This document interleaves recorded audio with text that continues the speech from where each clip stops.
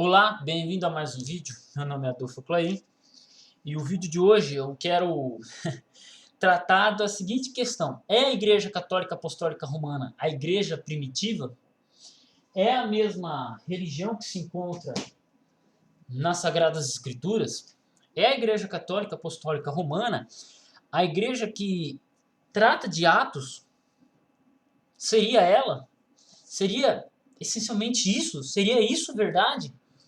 Porque você vai ver muitos católicos utilizando o argumento: ah, tu és Pedro e sobre esta pedra edificaria minha igreja. Então fala que a figura de Pedro foi o primeiro papa. Bom, nós não encontramos a palavra papa na Bíblia. Eu não me lembro de ter lido a palavra papa na Bíblia. Segundo, tipo, Pedro morreu e na Bíblia não fala quem foi o segundo papa. Então não aparece a palavra papa na Bíblia, claro, né, mostrando a proeminência de Pedro. Claro que Pedro era um dos proeminentes, mas você também tinha outros apóstolos que eram tão proeminentes quanto ele. Né? Nos concílios, Pedro não dava a última voz igual é feito no sistema papal. Mas, tudo bem. Então, eu vou trabalhar aqui um pouco o contexto histórico. É interessante que eu vou estar lendo alguns trechos da apostila que eu estou estudando aqui sobre história da religião. E olha que legal. Vamos voltar ao período em que os cristãos eram perseguidos. Imagine a cena dos cristãos sendo perseguidos nos primeiros séculos. Vamos lá, então.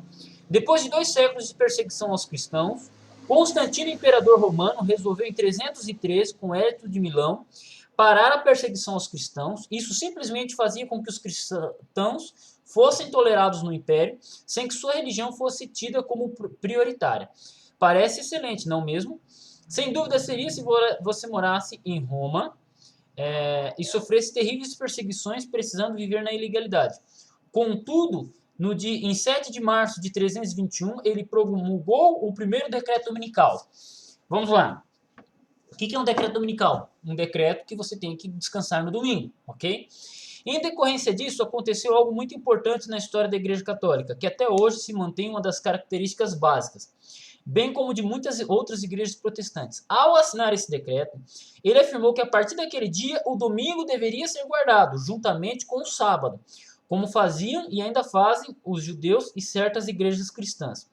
Pode parecer uma pequena mudança, mas na verdade, com isso, ele mudou um trecho da Bíblia dos mais importantes. A parte dos 10 mandamentos, disposta no livro de Êxodo, em que o próprio Deus entregou a Moisés as tábuas da lei, que acreditam muitos judeus e cristãos. Posteriormente, ninguém mais poderia guardar o sábado como dia de descanso, exceto os judeus e muitos cristãos que se mantiveram firmes no livro sagrado, o que provocaria muitas perseguições. Agora, olha que interessante sobre isso aqui. Então, você tem um fator muito interessante. Constantino, ele insere o domingo como dia de guarda, historicamente, né? Ele faz um decreto dominical pela força do Estado. E depois ele logo em seguida proíbe a guarda do sábado, né? Você tem a proibição da guarda do sábado. Eu não vou saber se foi ele, né? Diretamente, ou se foram pessoas posteriores a ele.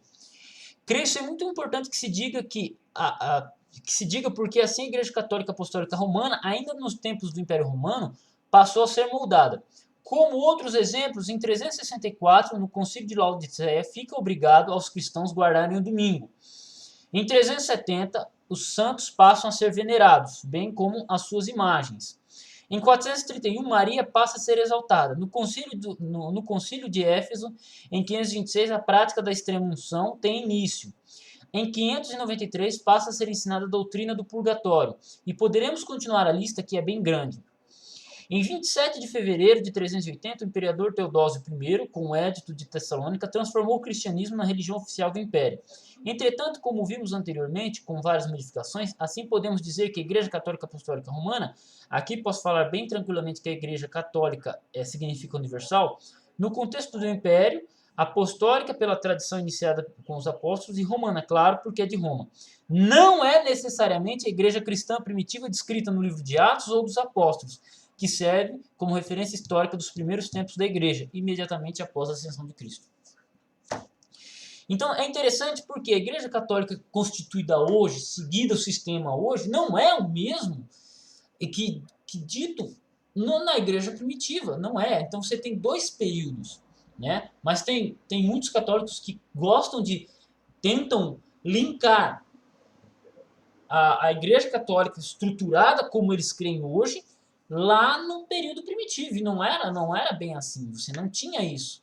Você não tinha adoração de santos, você não tinha adoração de imagens, você não tinha a exaltação de Maria no tocante aos primeiros discípulos. Você pode pegar o livro de Atos e você vai ver isso. Você não vai ver nada se falando sobre Maria praticamente. Você vai ver um concílio pelo menos discutindo questões teológicas, né? Você vai ver Paulo sendo muito enfatizado, nem sempre Pedro, mas Paulo. Então, como falar Pedro foi o primeiro papa, a pessoa mais proeminente? Então, porque pouco se falou sobre Pedro em si, né? Você tem vários detalhes sobre isso. Então, assim, seria a Igreja Católica a Igreja Primitiva? Bom, pelo menos um livro de história, né, um livro de introdução à história, já não traz dessa forma. Ah, mas você vai ter pais da igreja lá que do ano 200 que falava a Igreja Católica, mas católico no latim significa universal. E é interessante observar o seguinte, que a Igreja Católica Apostólica Romana, ela tem um nome completo, Igreja Católica Apostólica Romana. Por que romana? Porque ela é de Roma. Por que católica? Porque ela se diz universal. Por que apostólica? Porque ela se diz vindo dos apóstolos. Só que veja um detalhe interessante. Ela se diz romana. Sua sede está no coração do Império Romano, ou onde foi o coração romano. E interessante que ela mantém coisas desse império, né? Dia do domingo, alguns dias festivos. Se você pegar, por exemplo, a imagem de Zeus, a imagem de Júpiter, e você parar e analisar, ela é essencialmente muito parecida com a imagem de Pedro. Pedro tem essa imagem. Você teve até uma freira católica, teve um livro que um amigo me mandou uma vez, que faz a comparação entre os santos católicos e os antigos deuses.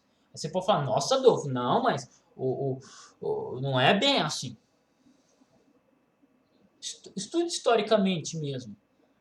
E você verá muitas coisas parecidas. Por exemplo, até o dia 25 de dezembro, por exemplo, é muito interessante, né?